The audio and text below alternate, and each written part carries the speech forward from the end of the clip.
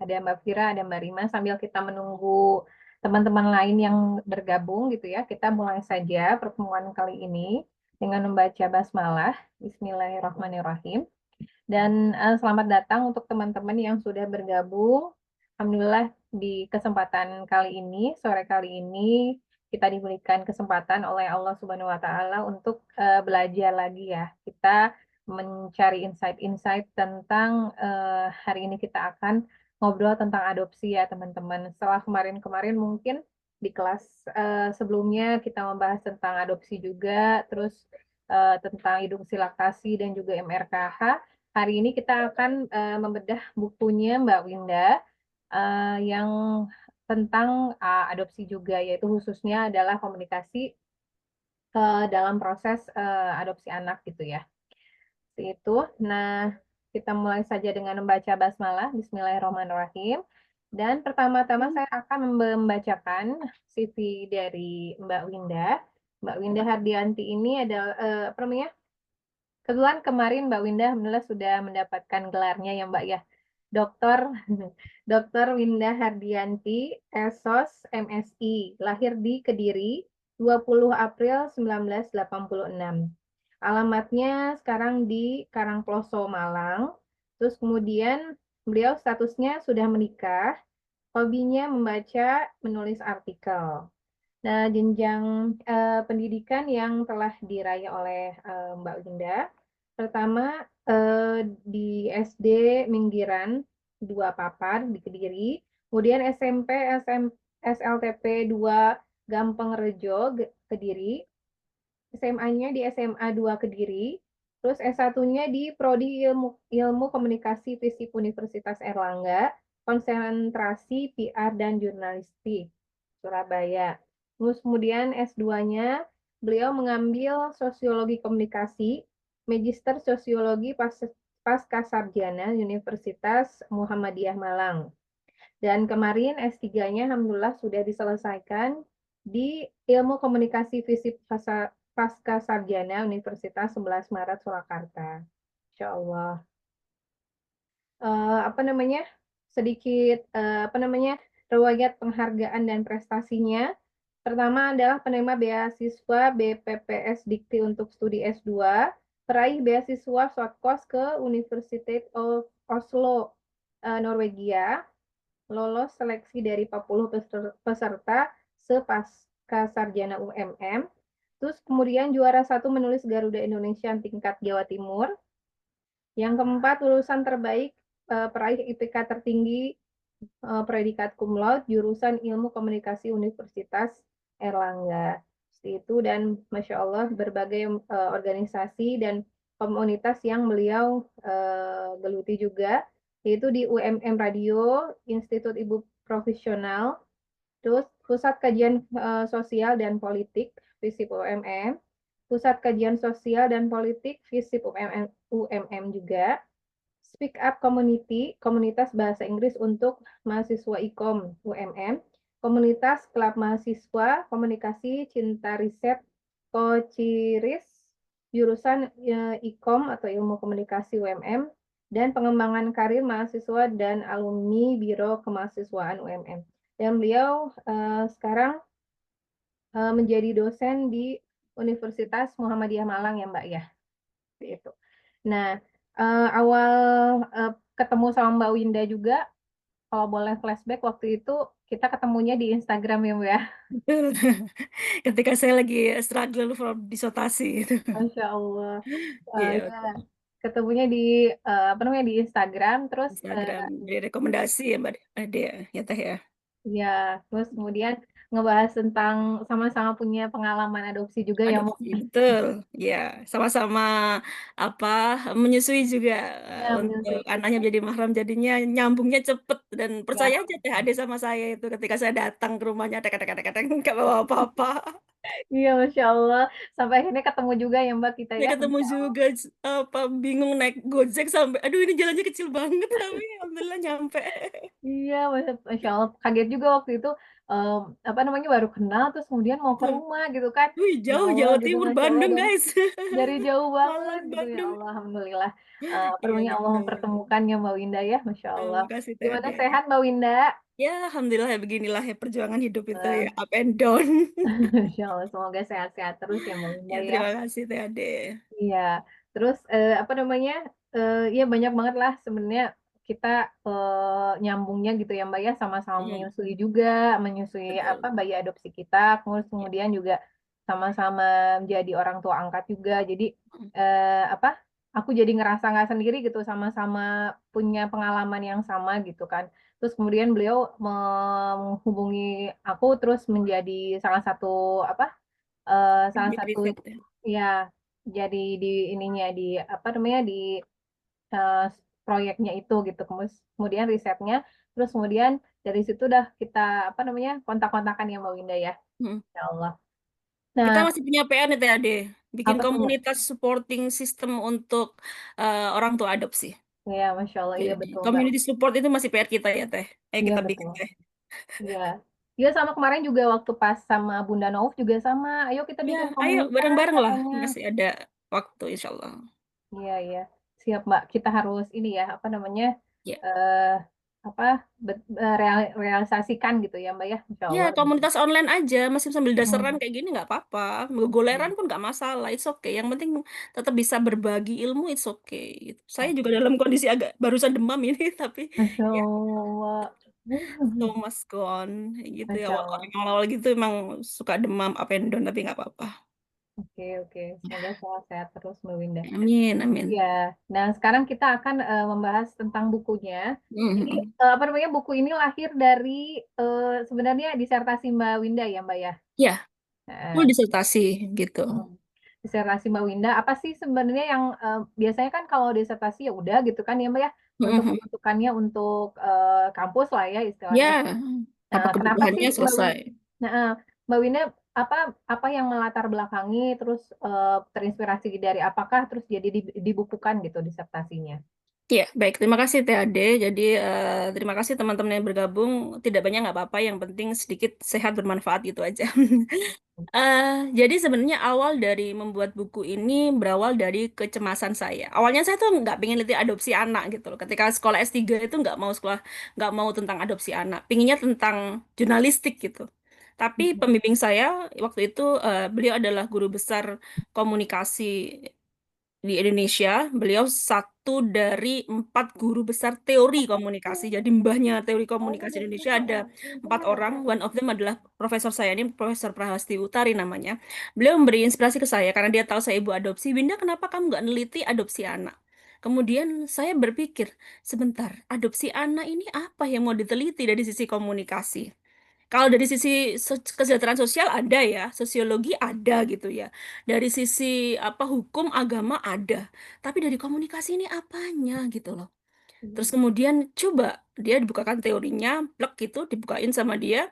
Kemudian karena saya basicnya adalah wartawan, dulu sebelum saya dosen itu saya wartawan gitu. Saya Hmm. rekam itu pernyataan beliau, saya jadikan disertasi dengan PR dari beliau adalah coba kamu cari novelty-nya, kebaruan apa di topik adopsi anak yang dibutuhkan saat ini dan belum pernah diteliti sebelumnya. Akhirnya saya cari novelty-nya dengan sistem ya pakai pakai Fosviewer waktu itu. Saya minta bantuan teman saya yang lumayan bisa. Saya bisa tapi gradul-gradul gitu. Dia lebih ahli, saya minta tolong dia. Akhirnya ketemu. Oh, ternyata dari ratusan ribuan riset tentang adopsi anak, komunikasi dan komunikasi yang diteliti di seluruh dunia, ya termasuk Indonesia, itu Hmm. kebanyakan membahas tentang bagaimana sih komunikasi antara anak angkat dengan orang tua kandung, dengan orang tua kandungnya? Bagaimana sih cara orang tua angkat berbicara dengan anak adopsinya? Jadi kayak strategi orang tua angkat dengan anak adopsinya itu gimana cara ngomongnya gitu. Tidak ada satupun penelitian yang membahas dari hasil tracking saya itu, tidak ada satupun yang membahas tentang bagaimana Pasutri menyiapkan kompetensi komunikasi sehingga mereka bisa establish gitu loh ketika ketika melakukan adopsi anak karena di Indonesia kita tahu memiliki anak adopsi adalah stigma negatif tersendiri, iya nggak sih? Mm. Iya, kalau di luar negeri, I am a foster mother of 15 adoptees. Mereka bangga-bangga aja nulis di sosial medianya. Di Mm. Indonesia tidak semua kayak TAD yang declare. TAD kenapa mudah declare ke publik? Karena TAD tahu bahwa TAD punya kekurangan. Bukan kekurangan ya, ini kalau saya melihatnya itu bonus dari Allah gitu loh. Yang dianggap oleh orang Indonesia itu adalah kekurangan begitu. Padahal Mm. kalau kita melihat dari perspektif lain itu adalah berkah dari Allah ketika TAD tidak perlu rukhsah sholat, tidak perlu mengeluarkan banyak uang untuk ngurusin haid dan sebagainya gitu loh. Dan Mm. ini adalah kebaikan dari yang Allah berikan gitu loh. Tapi itu dianggap kekurangan oleh Allah. Dan karena tidak tahu bahwa kalau aku punya anak, orang pasti tidak tidak percaya kalau itu anakku sendiri, wong orang tahu kalau aku nggak punya rahim kan begitu. Sehingga Mm. THD bisa lebih leluasa. Ada yang seperti THD, memudah, ada latar belakang yang memudahkan. Ada yang mungkin seperti saya. Saya memang tidak declare terus terang karena apa? Karena orang tahu saya punya rahim. Tapi saya ingin memperlakukan anak adopsi saya seperti anak adop umumnya. Nah, yang membuat anak adopsi berbeda itu adalah ketika kita mendeklar dia terlalu berlebihan sehingga kemudian orang akan memberikan sorotan terlebih yang berlebihan pada dia. Gitu loh. Mm. Nah, sehingga kenapa pilihan yang saya lakukan adalah tidak mendeklar Hasna sebagai anak adopsi saya secara terang-terangan karena ya biarlah dia tumbuh hidup, yang penting dia tahu anak adopsi, tapi Mm. dia berjalan hidup secara normal dan masyarakat menerimanya secara normal. Orang kalau pengen tahu apakah diadopsi tidak, silakan tanya ke saya. Tanya juga boleh, dia akan dijawab. Tapi juga orang tidak akan menyinyiri gitu, tidak akan karena saya terlalu merahasiakan. Itu kan pilihan. Nah, Indonesia masih terkungkung oleh stigma itu. Nah, ini yang kemudian saya temukan sebagai kebaruan. Orang sekarang banyak yang bermasalah di infertility. Ya, bahkan data mengatakan eh, hampir 40% perempuan di Indonesia itu mengalami infertilitas. Karena sekarang kan minumannya boba, Iya. makanannya junk food, semua sembarang panganan-panganan yang enggak, makanan yang enggak ini tuh dimakan semua gitu loh. Sehingga permasalahan infertility menjadi sangat besar sekali. Nah, pada satu sisi dia pingin punya anak. Kemudian, tapi belum bisa punya anak. Tapi mau adopsi takut dengan stigma. Akhirnya boro-boro adopsi. Akhirnya dia teriak-teriak child free untuk Mm. menunjukkan kalau dia tidak peduli dengan apa dia merasa tidak mampu sehingga ya ada orang yang child free karena ideologi, ada child free karena merasa tidak punya kemampuan begitu kan macam-macam namanya juga orang berkata ya. Nah, Mm. kemudian saya melihat oh ada kecemasan yang dialami oleh orang tua, calon orang tua adopsi ini, apa pasutri ini, yang ini harus diatasi sebelum dia ingin mengadopsi. Nah, oh di sini temuan baruannya. Karena dokter harus menemukan suatu hal yang baru, sehingga saya meneliti tentang itu tadi. Intinya sebenarnya judul penelitian saya bukan itu, pola komunikasi pasutri gitu ya kan lebih ke ilmiah ya. Tapi kan Ya. untuk buku tidak perlu saya bikin ilmiah. Saya langsung bikin aja bagaimana kompetensi komunikasi yang dibutuhkan dalam proses adopsi anak. Jadi ini benar-benar rekomendasi yang harus disiapkan oleh orang tua adopsi, begitu ya. Di buku saya ini bagaimana orang tua adopsi pasutri tersebut eh, bisa menyiapkan kompetensi komunikasi dalam proses adopsi anak. Sehingga saya kemarin itu mencari sekitar 30 subjek ya Mbak Ade sebenarnya, Oh. 30 pasangan gitu ya. Mm. Karena gini, orang adopsi itu unik-unik dan lucu-lucu ternyata. Banyak kasus yang luar biasa yang saya temukan. Jadi dari 30 itu semuanya sebenarnya mereka itu benar-benar mengadopsi. Saya sudah menemukan 30 orang yang mengadopsi. Tapi lucu, ada sebagian yang tidak mindfulness. Jadi suaminya mengatakan anaknya adopsi, istrinya kekeh mengatakan itu anak kandung, kan kocak. Kan Oh, saya gitu. bingung. Berarti itu belum mindfulness. Saya nggak bisa Mm. maksa kan kalau kayak gitu. Padahal itu Mm. teman ngajinya suami saya, kan lucu. Masya Dan Allah. yang istrinya itu guru sekolah TK di tempat anak saya, cuma nggak ngajar anak saya, cuma saya kenal. Tapi Mm. kocak kan? Jadi suaminya mengatakan itu anak adopsi dan tidak dikasih tahu sampai sekarang, sampai umur dia mungkin sekitar sekarang 11 tahun, Mm. ya. Tapi ibunya ketika saya tanya mengatakan itu anak kandung. Dan cuma satu di rumah, cuma itu aja. Jadi Masya itu Allah. ya saya stop ya nggak mau melanjutkan untuk karena kalau dia tidak siap diwawancara, tidak mindfulness juga tidak baik. Ada Hmm. lagi satu lagi, dia adopsi, tapi gagal dalam induksi laktasi, mungkin berhasil atau enggak nanti sedikit sekali. Ketika saya tanya untuk ini selalu agak menghindar gitu loh, kalau mencintai laki itu menghindar Hmm. gitu, itu kan belum mindfulness, jadi tidak saya Hmm. gunakan. Jadi dari 30 itu hanya 15 pasangan yang setuju untuk saya wawancara. Ada lima Hmm. belas itu, kemudian dari 15 itu, ternyata ada 12 subjek yang, eee, kan kalau penelitian tuh harus sampai data jenuh ya, data jenuh itu Iya. berarti datanya sudah ada kemiripan gitu. Hmm. Profesor saya yang promotornya mengatakan, "Winda sudah berapa yang jenuh?" "Oh sudah 9 Prof, sudah selesai, sudah jenuh, datanya jenuh, berarti datanya sudah ada kemiripan atau keseragaman." Ternyata, co-promotor saya yang satunya Bu Profesor Balastiwi yang menginspirasi topik ini, dia mengatakan, "Ndak Winda 12." "Baik Prof." Hmm. 12 yang jenuh bukan datanya, tapi yang jenuh adalah saya.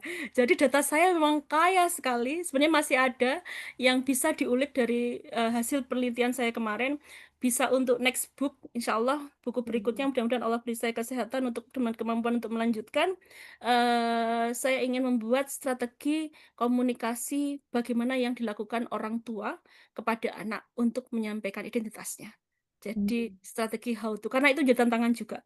Banyak yang bertanya kepada saya di DM Instagram, "Mbak, sebagai sesama orang tua adopsi, kapan sih kita harus memberitahu, saat Hmm. yang tepat? Apakah ketika masih muda, kecil, ataukah nanti ketika dia sudah dewasa?" Gitu. Ya, itu menjadi jadi kecemasan itu menjadi latar belakang kenapa saya membuat ini, dan saya harapkan, karena kecemasan yang dialami oleh pasutri-pasutri yang, sudah menikah lama dan ingin punya anak, maka yang dibutuhkan adalah kompetensi komunikasi yang harus dilakukan dalam proses adopsi ini sehingga bisa, eee, menghasilkan, adopsi anak yang harmoni gitu loh. Adopsi anak yang minim konflik, yang tetap enjoy, menikmati hidup karena tidak punya anak bukanlah sebuah kegagalan. Begitu, Mbak Ade. Insya Allah. Masya Allah ya Mbak. Nah itu gimana sih Mbak perjalanannya waktu pas menemukan, mencari dan menemukan asalnya 30 ini kan kontributor gitulah istilahnya. Terus Iya akhirnya, iya, mm-mm, setuju sih. terus akhirnya sampai terpilihlah 12 orang yang 12 pasangan yang apa menjadi pengisi di buku Mbak gitu. Iya, baik Mbak Ade. Jadi, saya tuh sebenarnya awalnya itu mau, mmm egois banget gitu loh, egois banget atau maksudnya sangat sangat spesifik. Jadi, bagaimana pola komunikasi pasangan suami istri dalam adopsi anak. Studi kasus pada keluarga dengan induksi laktasi. Jadi Hmm. hanya yang melakukan intervensi laktasi maksud saya Hmm. gitu. Jadi Hmm. baik induksi atau relaktasi gitu. Jadi mau fokus yang intervensi laktasi, adopsi anak dengan intervensi laktasi. Ketika saya ajukan judul itu kepada pembimbing saya, Bu Prastiwi lagi-lagi menolak, "Winda, kon gondrong kok awakmu nek kon goleki." Dalam bahasa Indonesianya gini, "Nanti kamu pusing 7 keliling, kamu akan mencari subjek yang hanya menyusui dalam dalam adopsinya." Karena Hmm. tidak banyak orang yang menyusui dalam adopsi, betul nggak Teh Ade? Betul. Ya, karena saya kan fokusnya pada mahram gitu kan pikir saya. Iya. "Ndak, pakai adopsi umum aja, ini nggak ada yang neliti soalnya," gitu. Jadi Hmm. saya say thanks to Profesor Prastiwi Utari yang menyelamatkan saya dari ke ya itu tadi, kenaifan saya sebagai peneliti pemula begitu ya. Sebenarnya ini penelitian udah beberapa kali cuma ya memang sekolah itu kan orang belum pintar kan, jadi harus sekolah biar pintar kan begitu. Jadi nah itu, oh gitu berarti subjeknya diperlebar. Jadi semua yang adopsi anak. Nah, kemarin saya Hmm. ketemu TAD itu kan karena TAD sesuai dengan intervensi laktasi tuh, Hmm. akhirnya kan melebar kan, "Oh nggak apa-apa Iya. yang MRK kemarin ada Mbak siapa itu, Mbak siapa, Dita.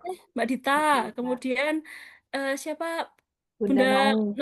Bunda Nova tapi Nah, tidak tidak laktasi kan terima dia. kasih. Tidak intervensi laktasi kan, tidak intervensi laktasi melalui mahram maupun melalui induksi maupun relaktasi kan tidak melalui itu. Berarti masih bisalah karena adopsi anak, akhirnya bisa melebar lebih banyak begitu. Dan ya, dari 30 itu 15 yang mindful. Jadi 15 yang mindful yang menyadari dan mau membuka diri. 15 lainnya gagal kenapa? Ada yang, "Aku sih gelem Mbak, ngewangi ngomong," gitu, mau mau bantu bicara. Bantu ya. Heeh, tapi suamiku tuh nutupi ya biasanya, nggak mau cerita ya, biasanya dia nggak mau diajak bahas-bahas kayak gini nih. Oh, Waduh, ya sudah. Jadi ketika Pak kan harus dua-duanya harus harus mm, ngobrol. Jadi kayak kemarin saya dengan TAD kan eh, Pak Wildan kan ikut ya.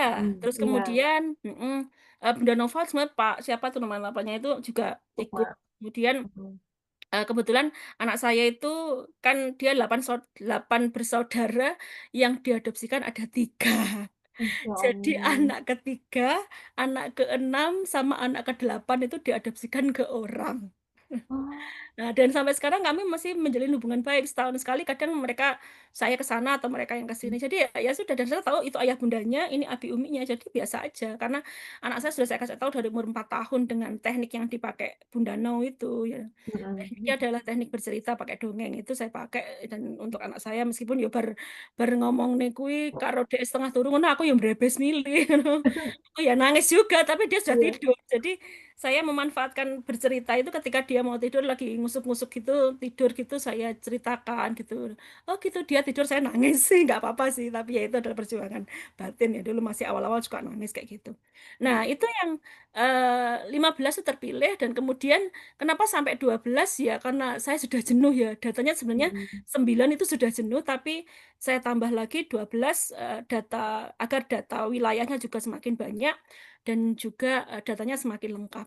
Dan sebenarnya dari hasil wawancara 12 sampai kemarin itu masih ada sisa-sisa yang bukan sisa karena masih datanya masih banyak banget yang masih bisa dimanfaatkan untuk kepentingan ilmu pengetahuan itu sangat banyak sekali. Sehingga kenapa ibaratnya disertasi saya ini lumayan mulus kalau dibilang ya tapi nggak ada lah pekerjaan yang tidak mulus, yang tidak stres ya pasti stres. Tapi lumayan apa track recordnya kebermanfaatnya itu berlanjut sampai sekarang karena ya itu tadi pemetaan kebutuhannya jelas untuk siapa kita bicara, untuk siapa mm, kita apa menulis atau bermanfaat ya dengan kemampuan yang kita miliki ya ya inilah yang kita lakukan begitu Mbak. Masya Bahkan Allah. tetesannya TAD ini menjadi pembuka loh ya dalam buku Iya, saya itu. ya Meskipun ini kan, tidak saya inisial karena ya namanya cuma 3 biji AD iya, ya. Terus gimana saya mengasih inisial iya. eh apa anu Mas Wildan aja yang saya kasih Will gitu Iya. aja. Kayak wanita idaman lah itu. Iya. Iya. Iya, Dan Mbak. semua orang senang sekali. Tapi teh, apa features ini kan saya bikin features ya, karena Mm-mm. basicnya saya wartawan sebenarnya. Ini nggak masuk di disertasi saya. Oh, Iya, nggak boleh, karena sama profesor saya digini kan, ini karya ilmiah kok buka ini buan. Oh iya, Bu, tak lebih di bukuku, tak masukkan bukuku, Bu. Ini hmm. nggak boleh dimasukkan karya ilmiah kan eman. Ini sudah saya Mm-mm. bikin-bikin susah 12. Ini padahal sama penguji yang lain disetujuin, sama pembimbing saya nggak disetujuin. Buang, Winda, Oh, buang. Ya, saya buang, Bu, nggak apa-apa. Tak masukin bukuku, panggalaku, gitu saya bilang. sayang ya, Bu, ya. Oh, aduh. Sayang, aku bikin 12 cerita susah-susah ya. Iya. Seharian bikinnya itu nongkrong di sampai ngetik sampai wah itu susah-susah bikinnya. Disuruh buang ya, tak masukin bukuku biar masuk. Iya, biar manfaat ya.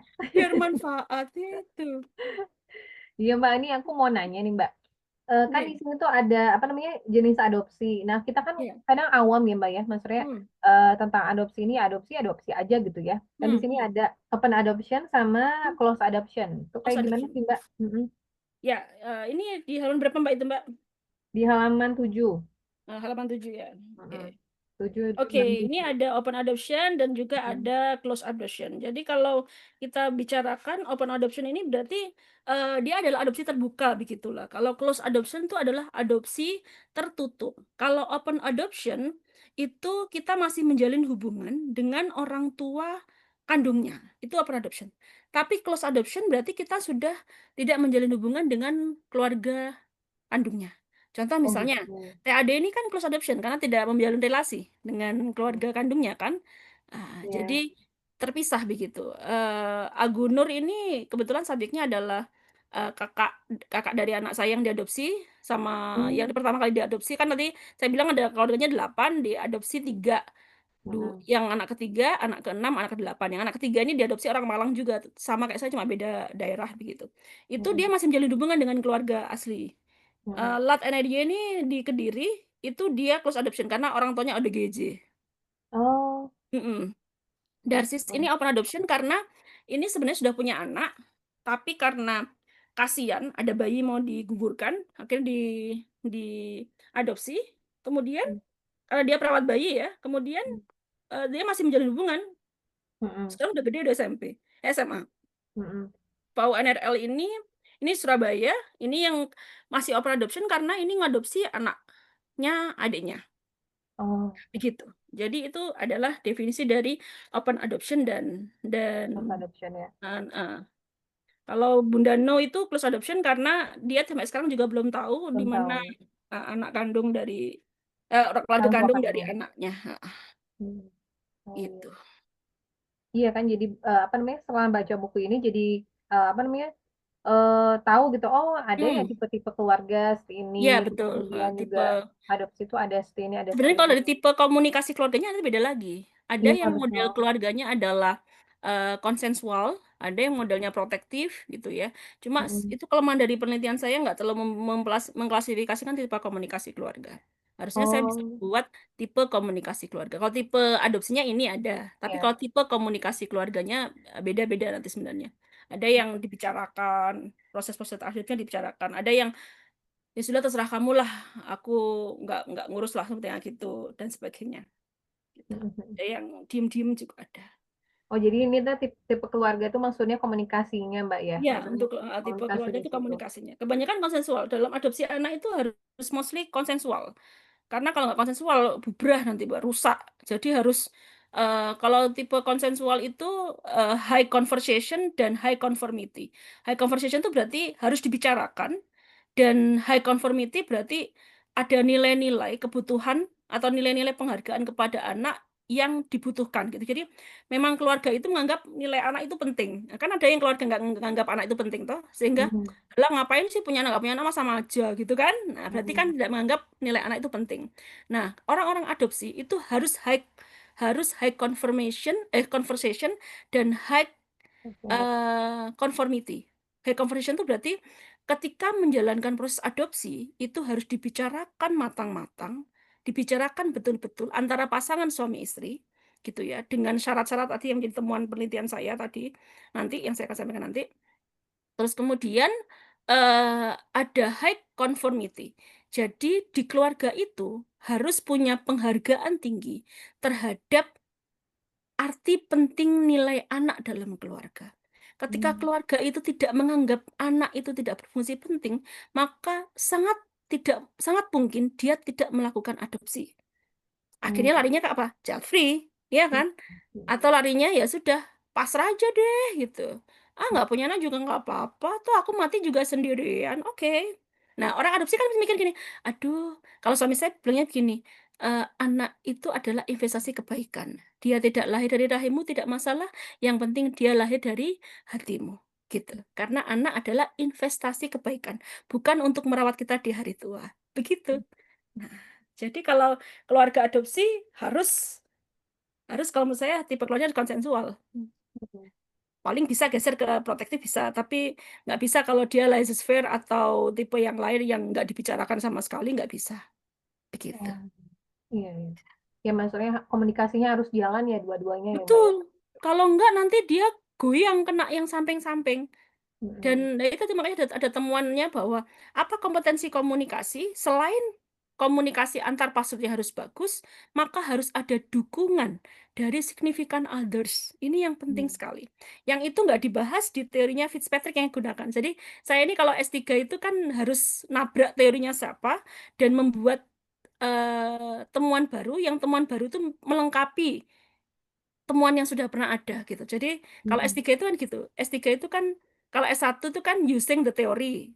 Mm-mm. Apa tadi misalnya penelitian ada teori apa, fenomena apa dikerjakan gunakan teori lulus S1. S2 Mm-mm. criticize di teori. Ada fenomena apa, ada teorinya apa, kritikan kita apa terhadap teori itu sudah S2 master. S3 Mm. finding the theory, menemukan teori baru. Paham. Ada teori apa, fenomena apa, lah kok gini, coba kamu teliti, ada simpangannya apa, temuannya apa, ada tambahan nggak untuk teori yang kamu tabrak itu, atau yang kamu lawan itu. Nah, tambahnya itu apa? Kamu jelaskan, kamu pertanggungjawabkan. Diuji oleh 7-8 orang begitu. Dengan berbagai macam tahapan ujian yang bikin saya pusing 7 keliling. Belum lagi publikasi internasionalnya. Ya begitulah. Nggak apa-apa, Hmm. sudah dilewati. Nah, Alhamdulillah gitu. ya, Mbak. Iya, betul. Insya Allah. Oke, ini Iya. Mbak, apa namanya? Mau ini juga, mau tanya juga. Apa namanya? Kemarin-kemarin baca yang di keluarga itu yang memutuskan itu ada yang istrinya tuh yang memutuskan untuk adopsi Hmm, itu. hmm, Nah, itu gimana tuh Mbak? Kayaknya kan kalau misalnya ya kalau misalnya aku sih ya, maksudnya sama suami tuh ya bareng-bareng lah ya. Nah, kalau hmm, misalnya itu gimana tuh Mbak? Sebenarnya eh, hanya satu pihak saja, bahkan ya, suaminya baru megang bayi itu usia berapa? 8 bulan, 7 bulan gitu kan? ya. Hmm. Nah, ini berkaitan dengan siapa yang menjadi inisiator adopsi gitu ya, Teh ya. Ah, ah, ah. Jadi siapa yang menjadi inisiator adopsi? Artinya ternyata dari hasil penelitianku itu yang menjadi inisiator adopsi itu adalah pihak-pihak yang menganggap bahwa fungsi anak dalam keluarga itu penting. Yang dia menganggap bahwa dalam keluarga itu penting sehingga tidak selalu laki-laki tapi perempuan. Nah, jadi tidak selalu perempuan, bisa jadi laki-laki. Kalau perempuan, alasannya dia menjadi inisiator dalam adopsi anak karena merasa dia memiliki ketidakmampuan. Mm, Atau dia merasa bahwa, oke, aku akan kesulitan kalau punya anak kandung, maka saya ingin melakukan adopsi. Kayak TAD yang bilang ke saya dulu. Jadi mm, bilang bahwa saya tahu saya MKH Mbak, saya nggak mungkin punya anak kalau secara medis. Jadi ya dari jalan lain karena saya menganggap punya anak itu penting, suami saya juga paham tentang itu, maka saya memilih melakukan adopsi. mm, Berinisiatif untuk melakukan adopsi kan begitu. ya. Ada keluarga lain yang mengatakan juga yang kalau di keluarga saya yang punya inisiatif adopsi bukan saya justru. Oh Karena saya gitu. masih merasa punya anak. Iya, bukan saya. Saya Hmm, tuh nggak pengen punya adopsi sebenarnya. Eh, mm, punya pikiran cuma belum punya keinginan itu karena saya bisa melahirkan gitu loh. Kan mm, saya keguguran saya hamil 6 kali, 5 kali guguran, 1 kali lahir kan, mm, lahir umur 10 hari meninggal. mm, Artinya waktu itu saya umur 30-an masih bisa punya anak begitu loh pikir mm, saya. Masih bisa punya anak. Suami saya bilang gini, sudah pernikahan 25 tahun ya, Umi ngapain gitu loh. Gak apa-apa, kita adopsi aja. Nah, kalau dari kasus saya kan nggak bisa jadikan subjek ya, karena kan meneliti diri sendiri itu kan haram hukumnya dalam ilmu pengetahuan. Ketika suami saya bilang itu, berarti kan saya mengambil kesimpulan bahwa eh, s- kenapa ada suami yang inisiasi Inisiatif. karena dia menganggap nilai anak penting. Kayak ini dilakukan oleh teman saya di subjek saya yang siapa ini? Sebentar. Inrif itu Pak Rif. Pak Rif itu dari Bima NTB. Dia mengatakan bahwa saya itu senang anak kecil gitu loh. Jadi makanya saya yang saya tuh suka anak-anak begitu. Sehingga saya menginisiasi untuk adopsi. Dan ada juga yang istri lagi gitu ya. Lat NRY itu lat yang pingin banget mengadopsi gitu karena kasihan dan sebagainya. Mm, Banyak ya, jadi tergantung dari biasanya dilatar belakangi oleh ketidakmampuan dia untuk menghasilkan apa membuat atau hamil gitu ya. mm, Kalau laki-laki karena dilatar belakangi oleh perasaan kasih sayang yang lebih ke apa penganggapan dia terhadap nilai anak yang tinggi dalam keluarga itu akan mendasari laki-laki untuk melakukan adopsi. Tapi jangan salah, ada juga laki-laki yang tidak mau gitu ya. Jadi mm, hambatan, pasti ada hambatan dalam komunikasi. Kompetensi komunikasi ada hambatan, meskipun adopsi itu berjalan dengan sempurna. Jadi ada satu kasus, jadi ini teman saya, ini siapa ini sebentar. Hmm, Dewi Pur, oke, Dewi Pur ini dari Sleman, Yogyakarta. Mbak mm, Dewi ini sudah pernah menikah, tapi kemudian gagal menikah karena apa? Sudah menikah berapa tahun, kemudian bercerai karena tidak punya anak alasannya. mm, Kemudian dia menikah lagi, masih belum punya anak. Ternyata masalahnya dari perempuan ini tidak bisa hamil, begitu. Akhirnya ada seorang perempuan yang hamil di luar nikah yang ingin mengadopsikan anaknya. Ah, ternyata yang keluar perempuan. Suaminya tuh pengennya laki gitu loh. mm. Tapi kan nggak bisa milih ya kita adopsi itu Iya. laki perempuan itu masa request, ya tolong hamil kamu keluar laki kan nggak bisa ya, ya, ya kamu keluar perempuan nggak bisa kan nggak bisa kayak gitu.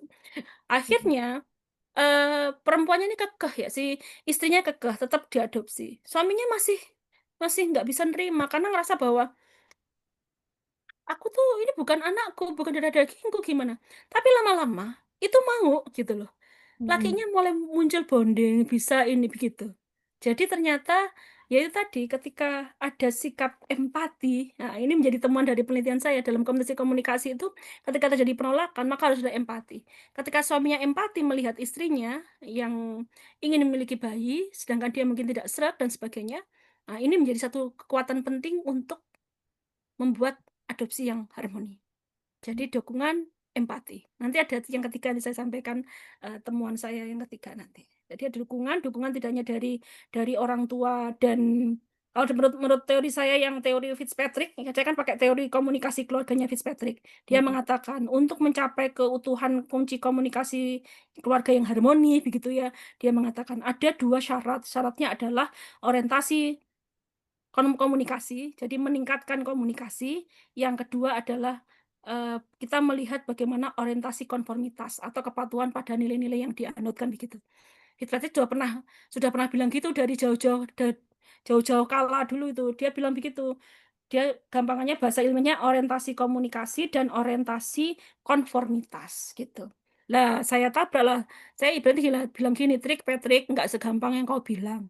Kalau dalam konteks Indonesia, adopsi anak itu nggak cuma butuh diomongin aja, nggak cuma butuh pada konformitas atau kepatuhan pada nilai-nilai di keluarga. Ada 3 hal lain yang harus ditambahkan agar komunikasi keluarganya tuh harmoni. Sek trik tak telitinya dulu. Ini loh, buktinya ada 12 subjek yang mengatakan apa yang saya tuliskan. Sudah, gitu aja intinya. Sesimpel itu sebenarnya. Tapi perjalanannya yang panjang gitu. Iya, sesimpel itu sebenarnya pola pikirnya. Jadi saya tuh mau dobrak Patrick itu loh, Fitzpatrick itu loh. Nggak Mm. segitu. Kalau dalam komunikasi keluarga, khususnya dalam konteks adopsi anak, dalam konteks musik it's okay ya, orientasi konformitas dan orientasi komunikasi. Konteks saya nggak bisa, kalau adopsi anak nggak lebih ribet daripada itu, nggak cuma diomongin aja, nggak segampang yang kamu bilang, trik begitu aja. Zaman anak gaulnya gitu aja lah ngomongnya. Mm. Gitu. Oh, iya Mbak. Terus apa namanya? Kan ini yang ini juga yang menarik juga yang tentang stigma Hmm. nih Mbak. Hmm. Stigma-stigma tentang anak adopsi itu kan Ya. banyak ya Mbak ya. Dan apa namanya teh? Ya mungkin kalau misalnya dari lingkungan keluarga sih, ya alhamdulillah gitu ya. eh, Hmm. Terdekat mah ada gitu ya. Maksudnya Hmm. pasti didukung lah gitu. Hmm. Kadang-kadang mungkin ada teman-teman yang tidak terbuka gitu kan. Hmm. Terus menutupi istilahnya menutupi eh, status adopsi anaknya. Yes. Terus kemudian tapi keluarga ada yang mungkin bilang lah ya bocor apa-apa gitu, bilangin apa Hmm. lagi kayak gitu-gitu Hmm. tentang Hmm. anak adopsinya.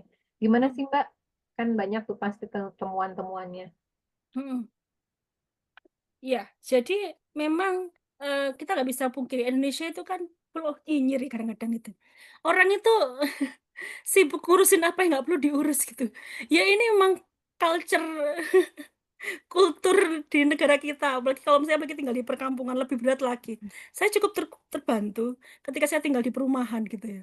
Ketika Hmm. pulang kerja masuk rumah tidur, tidur keluar rumah tidur, bangun, keluar rumah kerja gitu. Jadi nggak terlalu banyak berinteraksi. Itu sangat membantu. Dalam dalam proses saya sarankan orang-orang adopsi itu ya mending di lingkungan seperti itu perkotaan aja. Kalau di desa itu memang nyunyutnya luar biasa. Kita harus tahan karena tapi ada beberapa hal yang bisa dilakukan. Nah, ini kebetulan yang saya teliti tidak hanya orang perkotaan, banyak juga yang perdesaan gitu. Bahkan ada Hmm. yang statusnya adalah ketua RT. Wah, Anda tahu kan ya, kalau ketua RT kan menjadi pusat perhatian ya, sorotan ya. Apalagi Hmm. ternyata anaknya ini ABK, lengkap ya. Jadi Oh. dia lama tidak, yang di Kediri ini Lat RRY itu, sapi ketiga itu, dia itu lama nggak punya anak, sering keguguran. Kemudian eh, ada seorang perempuan ODGJ yang hamil, karena mungkin nutrisinya nggak terjaga ya. Kemudian Hmm. lahirlah itu si anak anaknya yang dari ODGJ itu, ternyata sekarang anaknya punya kelemahan. Kelemahannya Hmm. adalah speech Oh. delay soliner gitu. Jadinya ngomongnya masih belum lancar gitu, padahal udah gede gitu. Jadi terapi dan ringkih gitu anaknya. Aduh, saya nggak bisa bayangkan, bayangkan dia sangat mencintai anak itu, dia Hmm. suaminya ketua RT, semua warga tahu bagaimana dia melawan stigma. Nah, apa yang dilakukan adalah menarik nih. Saya pakai privilege finansial, Mbak. Istilah istilah kerennya seperti itu. Dia ngomong sama saya, ya, aku mangan nggak njaluk DE, Mbak. Saya makan nggak minta dia, gitu loh. Hmm. Kenapa saya harus sibuk mikirkan kata-kata dia? Ya karena dia punya privilege finansial. Jadi dia secara ekonomi dia mampu. Sehingga apa yang orang kata lu tentang gue nggak peduli.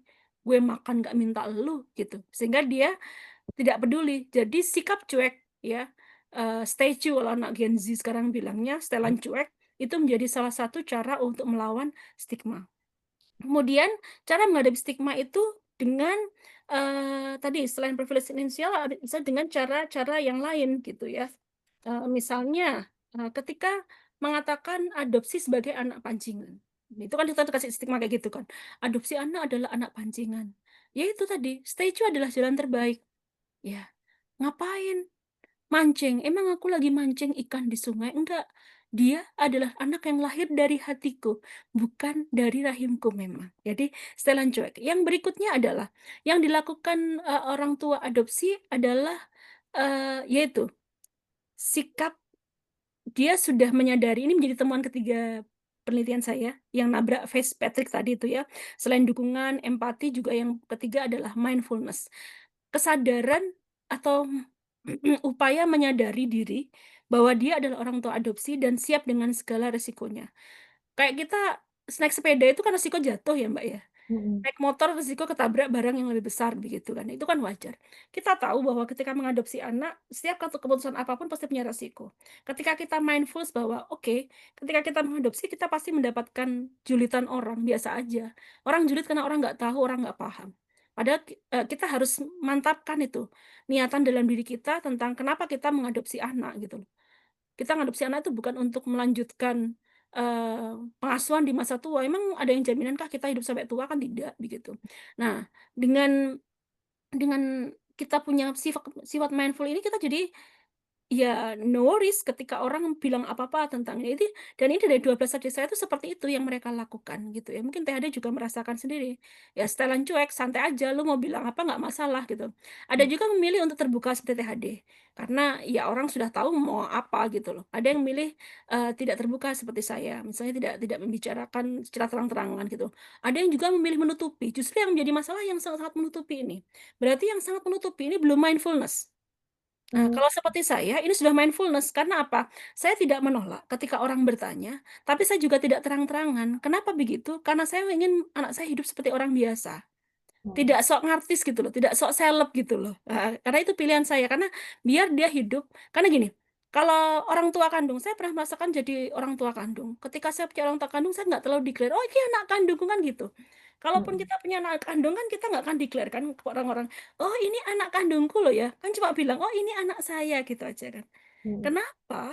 Ketika kita menjadi orang tua adopsi, kita terang-terangan mengatakan, oh ini ada adopsiku loh ya. Wah, gitu kan enggak enak. Kasihan dia seperti menjadi label. Itu pilihan saya. Saya tetap dianggap sebagai mindfulness karena ketika saya ditanya, Mbak itu anak angkatmu tuh? Iya, itu anak angkatku. Dan kita sudah bekali dia juga kalau dia dengar istilah adopsi dia sudah tahu begitu. Hmm. Nah, itu jadi kan pilihan untuk declare atau tidak declare itu kan pilihan. Kayak Bunda No dia declare karena semua orang tahu bahwa dia dari panti asuhan. Jadi it's okay, karena dia ingin bermanfaat lebih luas. Nah, saya punya jalan sendiri lagi. Yang susah ini adalah ketika tidak mindfulness, tidak menyadari bahwa dia orang tua adopsi. Yang tidak declare dan dia menutupi fakta sebenarnya. Beda Hmm. ya. Eh, Tidak declare tapi tidak menutupi fakta dengan tidak declare dan tidak Tidak menerima fakta atau tidak, artinya menutupi fakta. menutup. Jadi kan dia mengaburkan fakta, Hmm. menghilangkan fakta kan, begitu kan? Artinya dia tidak apa menerima bahwa dia sebenarnya adalah orang tua adopsi. Nah, ini menjadi faktor kegagalan, faktor yang bisa menyebabkan kegagalan dalam komunikasi keluarga adopsi yang harmoni. Jadi saya akan bilang ke Fitzpatrick, Patrick, tidak hanya orientasi komunikasi, orientasi konformitas, tapi juga harus ada dukungan, harus ada empati, dan juga harus ada mindfulness. Kalau tidak ada tiga hal ini, maka komunikasi keluarga adopsi tidak akan harmoni. Jadi Hmm. teorimu itu kurang lengkap, tak tambahi tiga dari hasil penelitian saya dari 12 subjek di Indonesia. Ini dari konteks Indonesia ya, Trik ya. Hmm. Kalau kamu pengen cari lain, silahkan ke negara-negara lain. Negara saya bilangnya seperti ini. Begitu.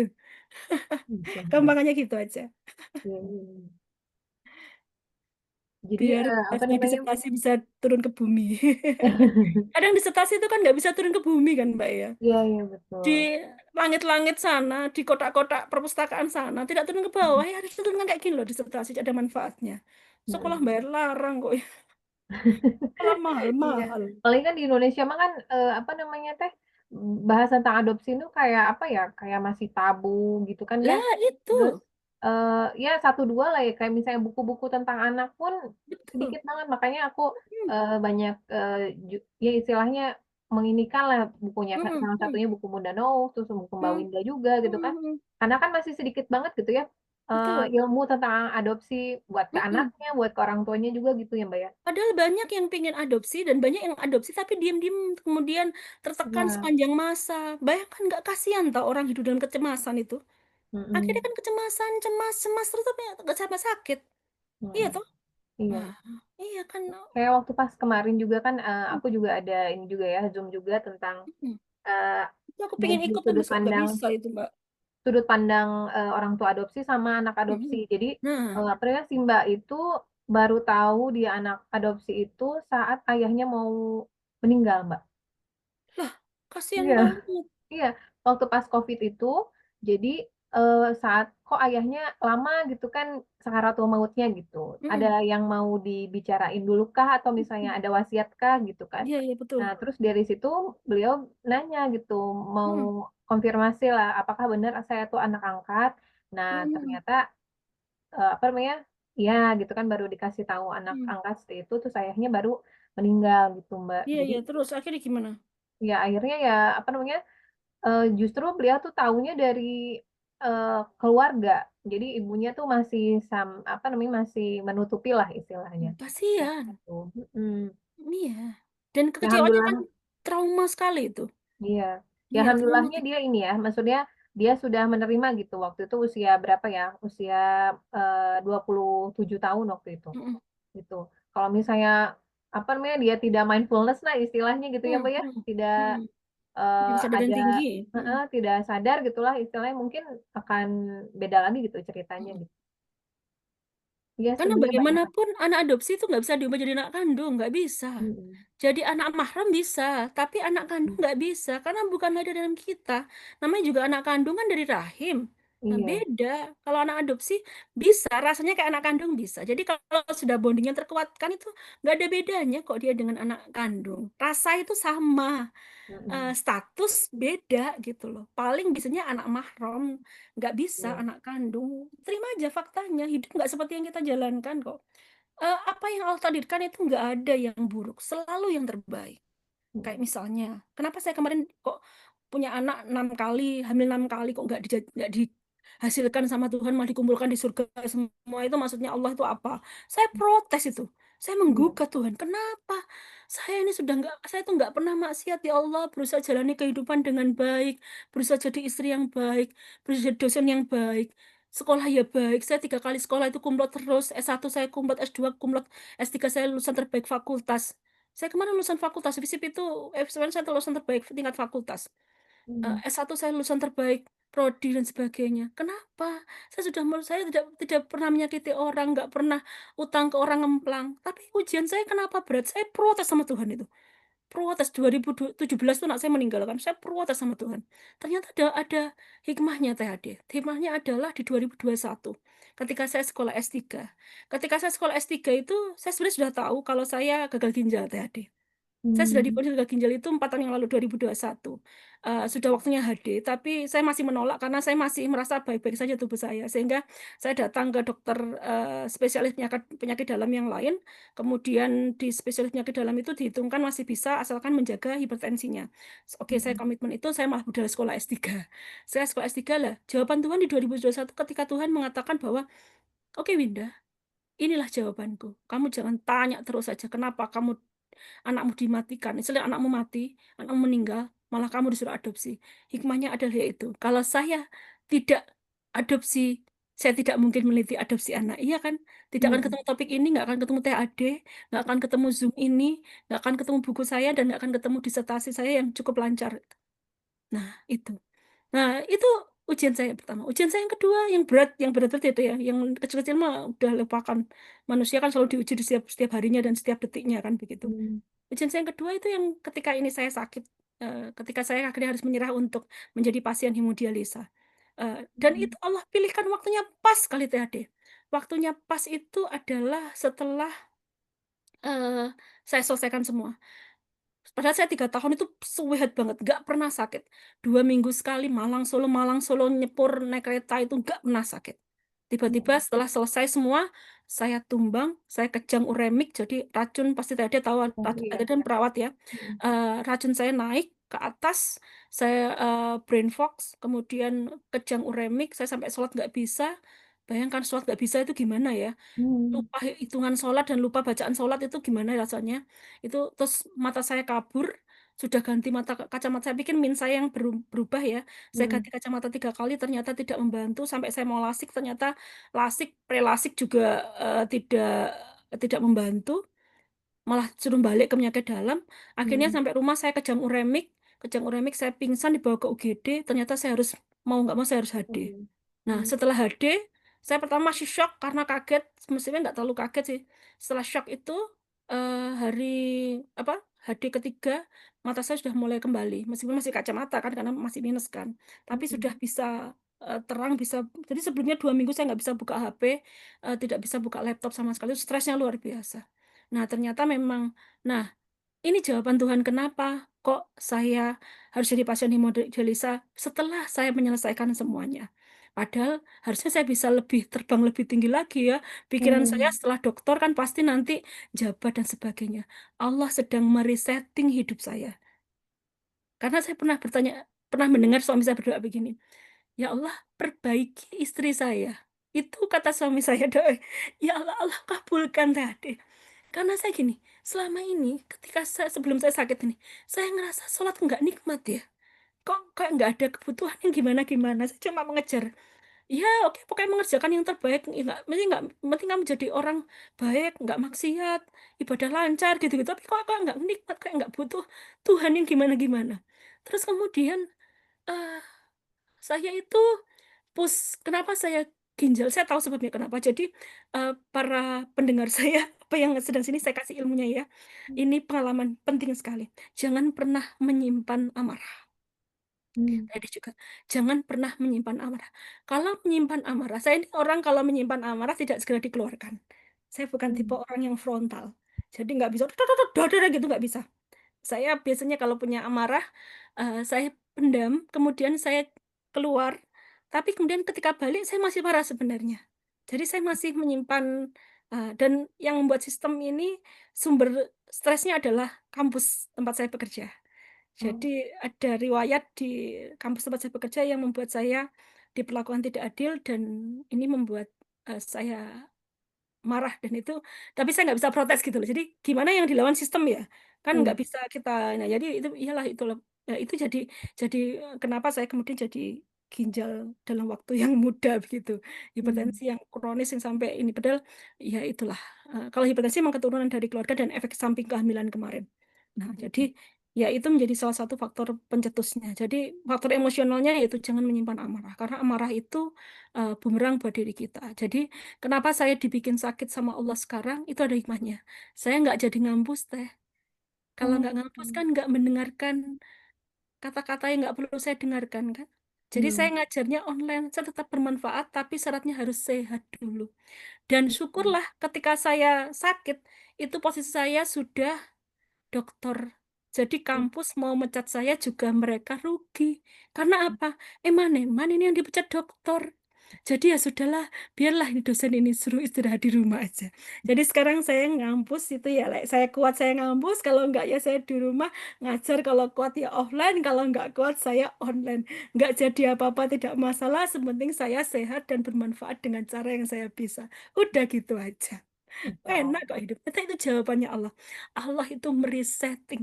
Jadi ketika saya dalam kondisi kesakitan, yang saya ingat adalah jadikan sabar dan sholat sebagai penolong. Hmm. Jadi Allah itu tidak pernah salah. Tidak pernah salah menata hidup manusia. Saya sampai gini, ya Allah, luar biasa ya. Allah menata hidup kita. Jadi kita ini bukan diazab. Kalau diazab kan karena kita banyak dosa ya, saya. Hmm. Karena kita melakukan kejahatan, kita mengganggu orang dan sebagainya. Tapi karena kita diuji, karena Allah cinta sama kita. Betul sampai orang ini, ya Allah Mbak, besar sekali ujianmu. Oh ya Allah, ini ujiannya bukan azab. Semoga bukan azab. Begitu. Hmm. Begitu tadi. Iya. Masya Aduh, Allah. aku kayak emosional kalau ingat Allah. Iya. Masya Allah, Iya, monggo. iya makanya waktu pas kemarin kok Mbak Winda biasanya apa Mm-mm. namanya update Iya. status gitu Mm-mm. kan di Mm-mm. Instagram, di WhatsApp Mm-mm. gitu kok Mm-mm. tiba-tiba menghilang gitu kan Betul. kemana gitu kan. Nah, Bertanya-tanya gitu. Banyak yang tanya juga, ibu sakit aja. Saya jawab, gimana saya mau jawab? Buka HP aja ndak ketok motoku. Ndak kelihatan teh. hmm, Kabur. Bisa, nggak buta.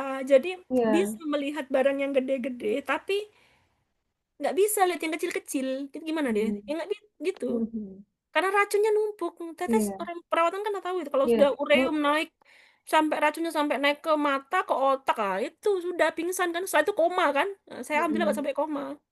Dulu saya skripsi tentang HD juga Mbak. Hmm, Iya, oh gitu. Wah, dan nanti aku share juga nih tentang hadiah. Aku lagi belajar. teman-teman juga ya adalah teman-teman teman dekat juga sama apa Hmm, namanya beberapa 3 orang lah ya dulu gagal ginjal kronis juga gitu. hmm. Sampai sekarang masih ada. Udah nggak ada Mbak. Sudah meninggal.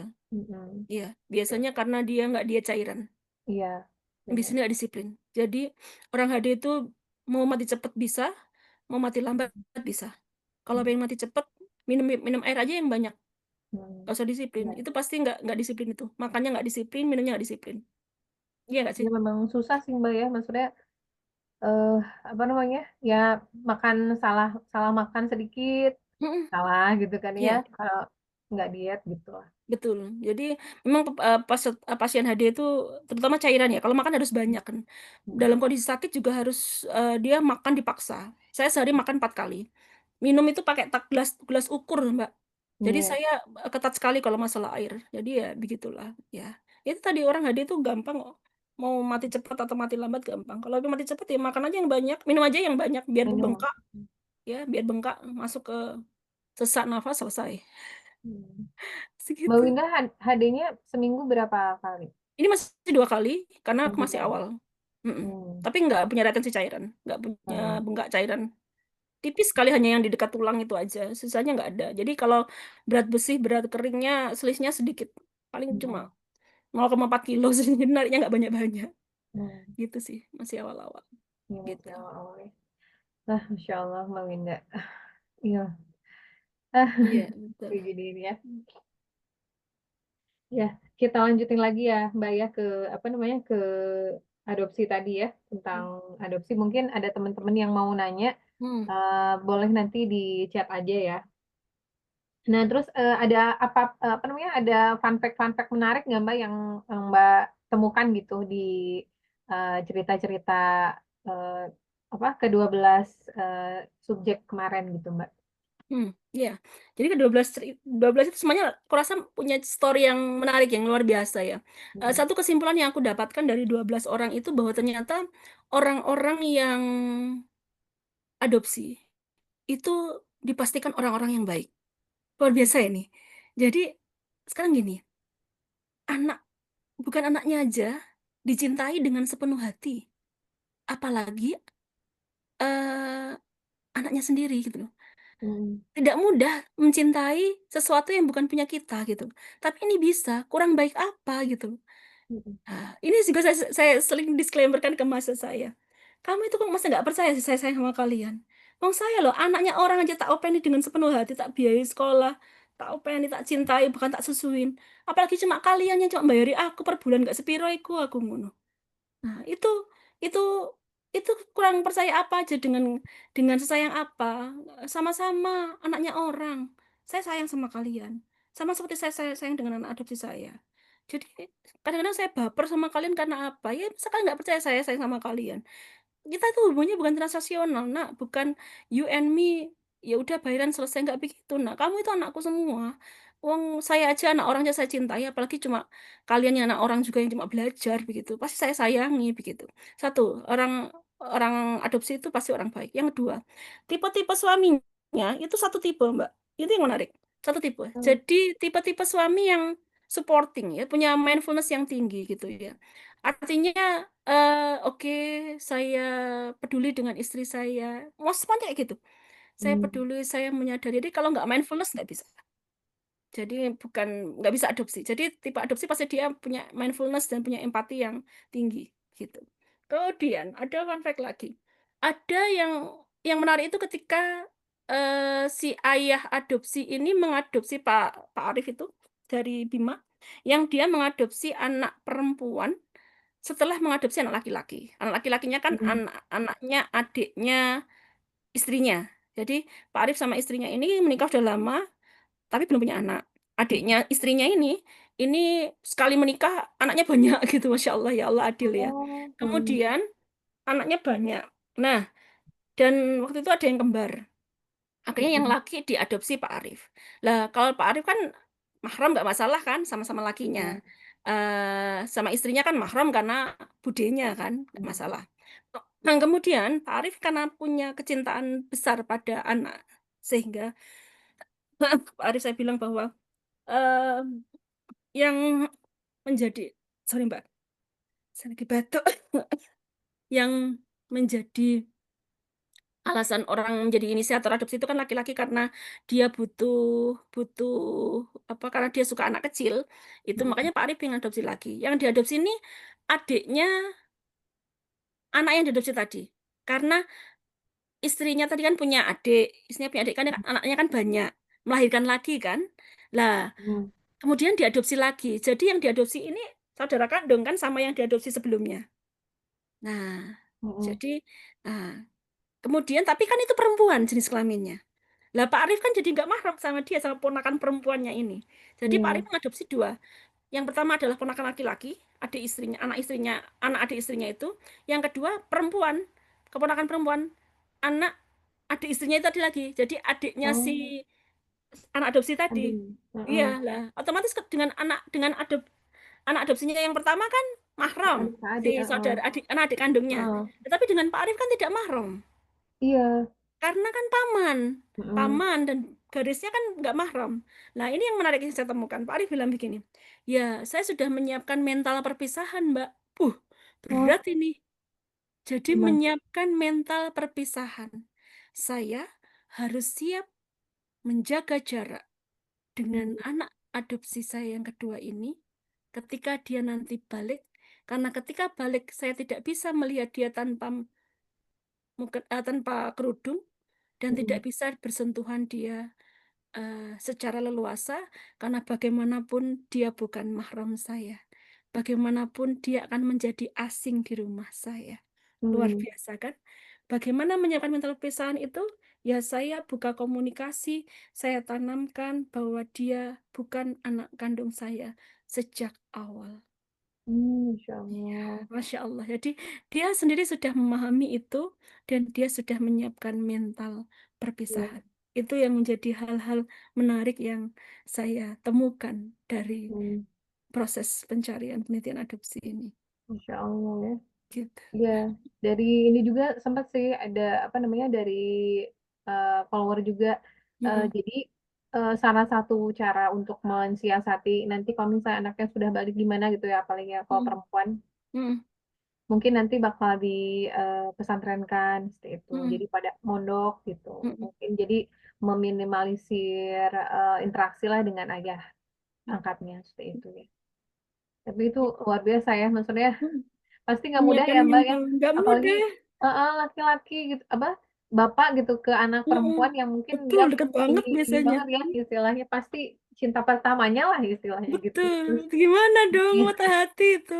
Makanya sebenarnya kan di Islam punya punya solusi untuk mengatasi hal itu, yaitu dengan cara induksi laktasi atau relaktasi bisa diusahakan dengan intervensi laktasi itu tadi gitu. Jadi ada jalan sebenarnya dalam Islam itu seperti yang dilakukan oleh Saskia Sungkar ya, Mm-mm. yang kemarin mengadopsi anak dari Mita Maga Yayasan Bali itu yang mirip Mm-mm. banget ternyata itu kan dia pakai pakai relaksasi. Bisa, makasih. Bisa gitu loh. Bisa Iya. bisa diselesaikan. Kasihan nanti kalau enggak Mm-mm. gitu. Kalau Mbak sendiri termasuk yang kan kalau nggak salah ada dua pendapat tuh Mbak. Kalau Hmm. misalnya banyak tuh yang nanya kan, kalau misalnya udah disusuin sama ibunya Hmm. untuk yang perempuan gitu ya, terus Hmm. sama ayah angkatnya gimana kayak gitu kan. Hmm. Banyak Ya, tuh yang ada yang "Ah, kalau terkait Mbak sendiri mahram itu gimana?" ya. Mm-mm, Nah, mahram ada itu. 3 mazhab kan, Hanafi, Syafi'i, Hambali. Saya nggak hafal urutannya siapa aja. Pokoknya gini, pendapatnya yang satu, dia mengatakan adopsi itu harusnya laki-laki. Kalau Mm-mm, perempuan ya belum mahram kalau disusuin. Oke.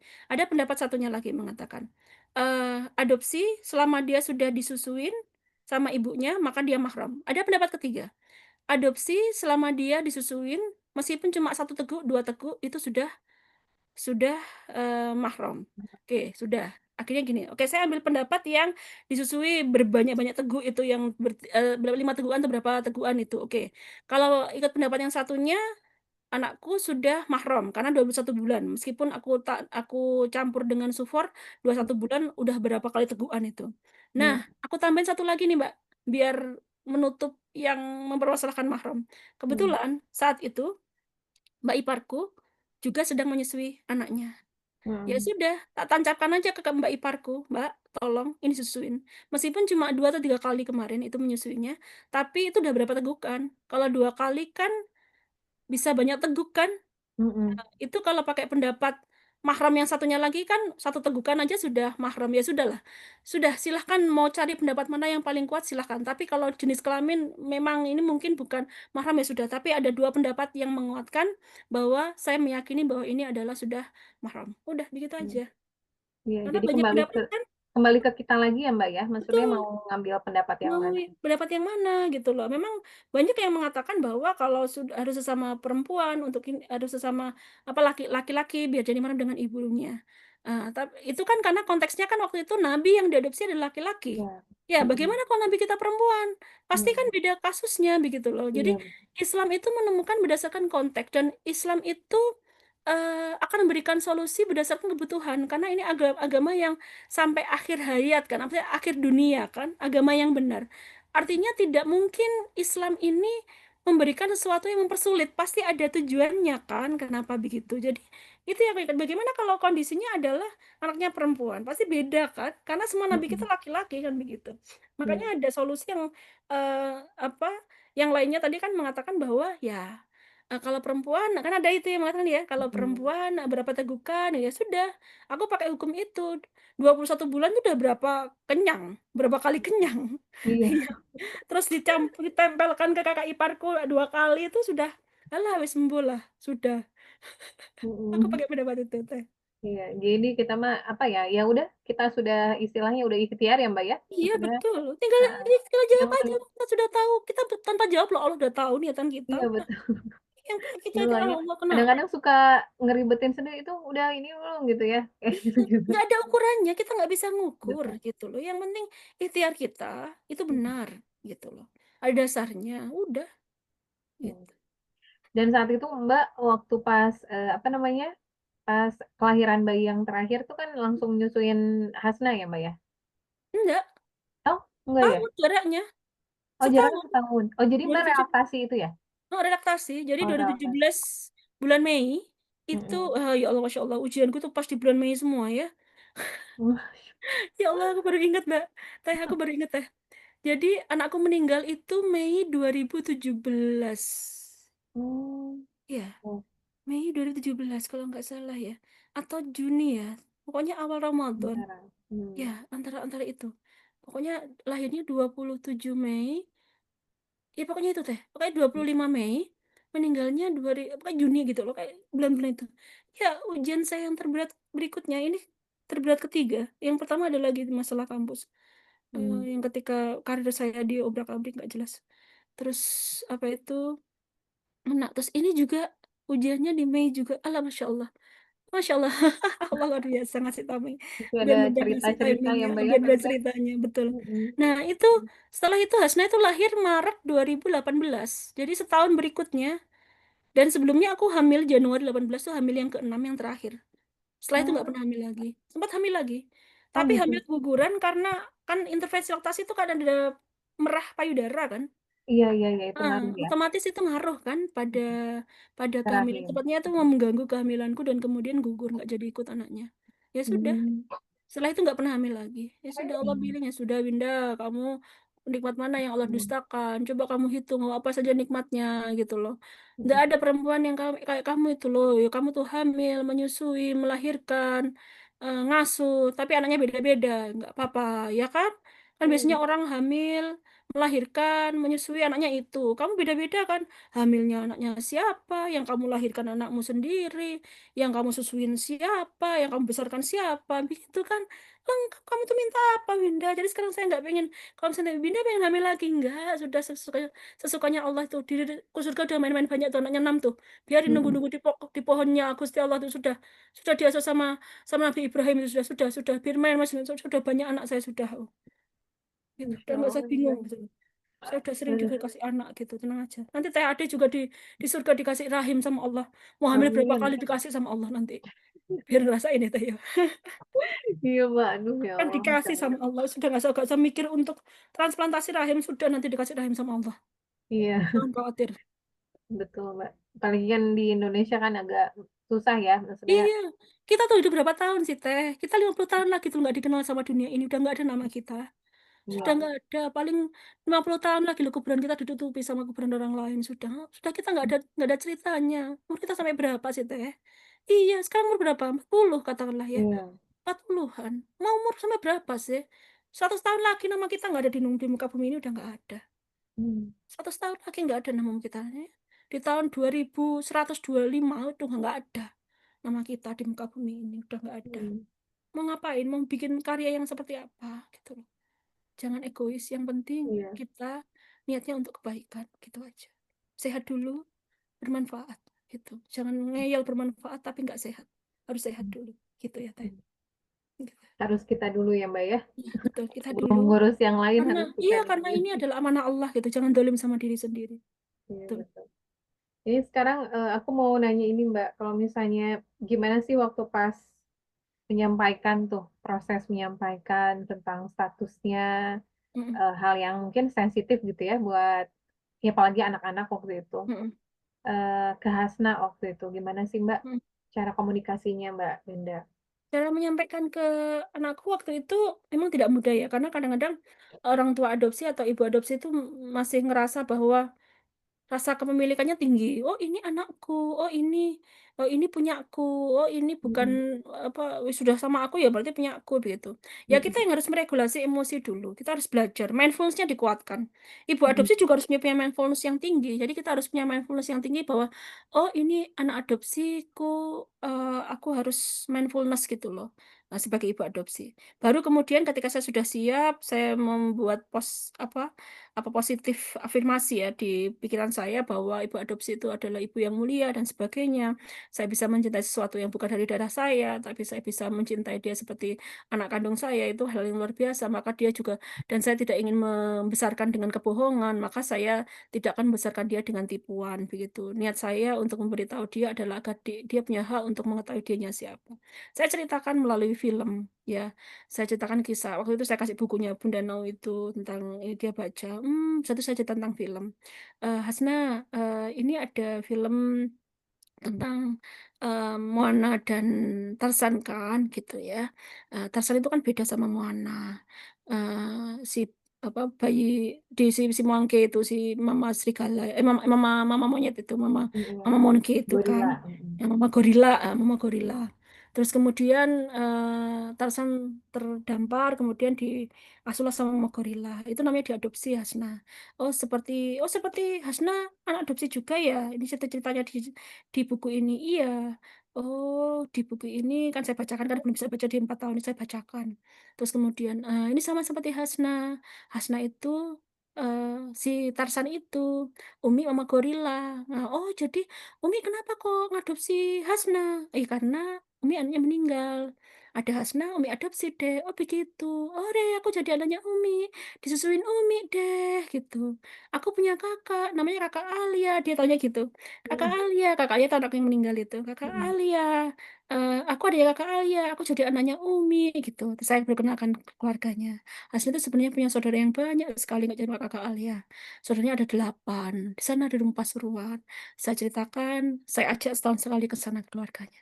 Jadi keluarganya juga tidak merasa kehilangan, anaknya juga sudah tahu bahwa dia konstruksi yang saya bangun adalah, jadi penting membangun konstruksi teh.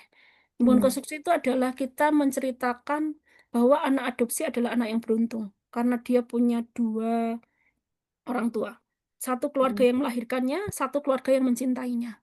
Jadi saya katakan ke Hasna, Hasna itu anak yang beruntung loh, bukan anak yang tidak beruntung. Beruntung kenapa? Karena satu, Hasna punya ayah bunda yang melahirkan Hasna, menjadi perantara Hasna lahir ke muka bumi ini. Nah, yang kedua, Hasna itu anak yang beruntung karena punya Umi dan Abi yang mencintai Hasna dengan sepenuh hati, menjadikan Hasna seolah anak kandungnya sendiri dan tidak membedakan Hasna dengan anak-anak yang lainnya. Anaknya Umi ya kakak Alia ya Hasna.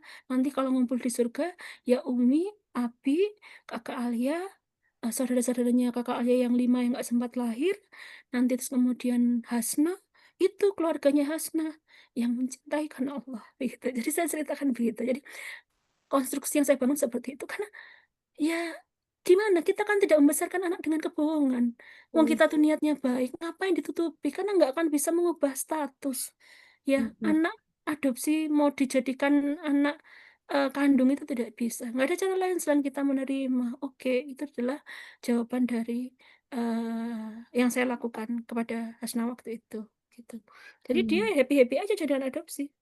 Jadi kalau saya cerita di depan orang dia nggak dengerin, udah tahu hafal cerita template-nya Umi itu paling ngomong apa, udah hafal dia, udah tahu jadi biasa aja gitu. Mm. Pernah ada pertanyaan-pertanyaan yang aneh nggak Mbak atau mind blowing gitu? Kayak dulu apa namanya kalau Ancala pernah nanya, jadi mama aku tuh ngasihin aku ke ibu katanya gitu. Mm-mm, mm-mm, Terus ya aku jawabnya iya kan ibu sama mama kita kerja sama buat apa membesarkan Ancala gitu. Kalau misalnya mama kan yang melahirkan, ibu yang merawat Ancala sama Andaru kayak gitu-gitu. Karena kan apa namanya kita tidak bisa apa ya menutupi gimana sih Mbak ya. makanya. Nah, Eh, Sebenarnya kan ada yang mungkin eh, kondisinya aku sama ibunya kayak gitu gitu ya atau mm-mm, misalnya mungkin ada yang kondisinya yang kayak di panti gitu kan memang mm-mm. Sudah memang putus ya. memberikan gitu kan atau Mm. gimana gitu. Sempat ada nggak Mbak pertanyaan-pertanyaan yang itu aneh gitu? Enggak sih, Don, dia paling tanya gini, oh dia bikin kesimpulan, dia nggak tanya tapi malah bikin kesimpulan sendiri. Oh Hmm. jadi Hasna itu jadi anaknya Umi karena Mbak Alia meninggal ya.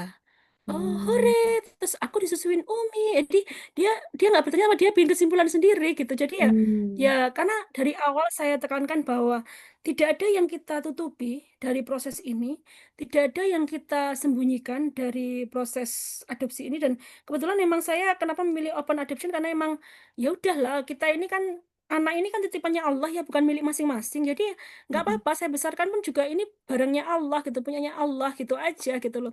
Nggak ada yang punya anak ini sama sekali gitu loh. Bukan hanya kalau status kandung itu kan adalah lahirin. Tapi kan ini secara benda kan treatment buatannya Allah, made in-nya Allah gitu lah. Jadi ya, Hmm. ya sudah itu sebenarnya dia ya biasa aja. Kok dari awal kita tidak lahirkan dari kebohongan-kebohongan begitu aja. Insya Allah. Terus kalau misalnya apa namanya rencananya nih Mbak kan sama ayahnya tuh pasti deket banget ya Mbak ya sama abinya Hmm, gitu. hmm. Gimana eh, ada ini juga nggak Mbak? Apa ada obrolan-obrolan gitu nanti ke depannya gimana gimana gitu? Ya, kebetulan kalau Hasna ini kan anak abi banget ya. Karena Hmm. memang suami saya ini memang memiliki kecintaan yang tinggi pada anak-anak gitu ya. Dan memang sengaja dari umur 3,5 saya dekatkan dia dengan abinya. Tidak, setelah dia lepas ASI itu saya dekatkan dia ke abinya. Karena waktu itu saya persiapan saya sekolah. Jadi Hmm. persiapan saya sekolah agar ketika saya tinggal tidak terlalu melekat pada saya. Kebablasan. Setelah saya selesai sekolah kan saya sakit. Otomatis saya Hmm. nggak banyak. in touch sama dia kan, karena saya juga harus concern pada kesehatan saya begitu. Sehingga Bapak ya sama apinya jadi anak api. Jadi ternyata ketika saya mulai umur dia 3,5, saya lebih dekatkan ke apinya itu bermanfaat juga gitu loh. Dan itu juga membangun apa ya, anak yang tidak fatherless itu juga membuat dia lebih percaya diri. Sekarang kan Mm-mm. banyak isu fatherless itu kan ya, Iya, yang betul. dimana anak tidak percaya diri ya. Jadi ketika dia tidak fatherless, dia happy aja. Nah, Hmm. paling saya bekali dia menghadapi bullying gitu kan, pasti ada bullying sekolah ya. Itu saya bekali di situ. Tapi dengan tidak fatherlessnya dia sangat membantu dia menghadapi bullying, terutama dari ya anak saya itu sering digodain cowok-cowok di kelas sebelah itu.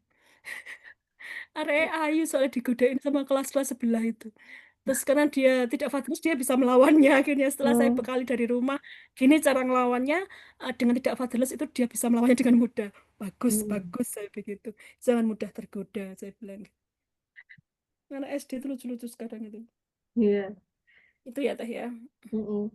Mbak mau nanya nih, gimana sih caranya untuk menyesuaikan gaya kita komunikasi sama anak-anak yang karakternya beda-beda gitu?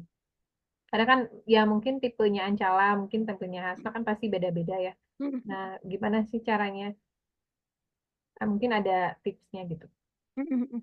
Kalau menghadapi komunikasi yang berbeda itu kita bisa lihat dari, eh, jadi gini, setiap anak itu punya tangki cinta ya Mbak ya. Mm-mm. Setiap anak punya tangki cinta. Biasanya dari 5 tangki cinta itu dia punya satu tangki yang menonjol begitu. Kita bisa lihat tangki cinta apa yang paling menonjol. Kalau itu dikuatkan itu akan bikin dia happy. Nah, tapi pada dasarnya 5 tangki cinta itu harus diisi dengan penuh. Tangki cinta itu apa aja? Mungkin pernah dengar teorinya, saya lupa Mm-mm. teorinya siapa. Itu ada teori-teori cinta, 5 tangki cinta itu. Yang pertama adalah yang disebut dengan word of affirmation. Pernah dengar nggak Teh? Iya, benar Ya, dengar. word affirmation. Kemudian sentuhan fisik, kemudian eh, giving atau pemberian gitu ya. Terus kemudian menemani gitu ya, menemani di saat ini ya. Time Kita ya. lihat dari tipe anaknya. Kalau anaknya suka tiba-tiba peluk gitu. Peluk dong Mi, peluk dong Bun, peluk dong Ma gitu. Berarti dia adalah tipe yang suka Visi. suka ini ya, suka disentuh secara fisik. Nah, kalau dia suka seperti itu, maka sering-seringnya disentuh. Kalau dia suka mukul, suka ini, biasanya dia kurang disentuh. Atau tangki cintanya Mm. ada yang drop. Ada yang misalnya dibilang dia suka tersipu-sipu kalau dibilang, hai kamu cantik sekali hari ini, jilbabmu bagus deh warnanya. Atau mungkin, Mm-mm. Umi juga cantik mau pergi kemana? Berarti kan dia suka dipuji. Dia berarti Mm. tipe cintanya adalah, tangki cintanya adalah word of affirmation. Jadi ketika dia tantrum, suka ngambek, marah-marah, biasanya dia kurang atau drop di tangki cintanya. Nah, ini saya temukan pada anak saya juga. Hasna itu paling suka dipeluk, dikit-dikit dipeluk. Kalau dia merasa drop dikit dipeluk, dimarahin dikit langsung drop kan tangkinya, Mm. otomatis harus di-share mintanya dipeluk. Jadi kita untuk menasihatinya dia dengan cara dipeluk.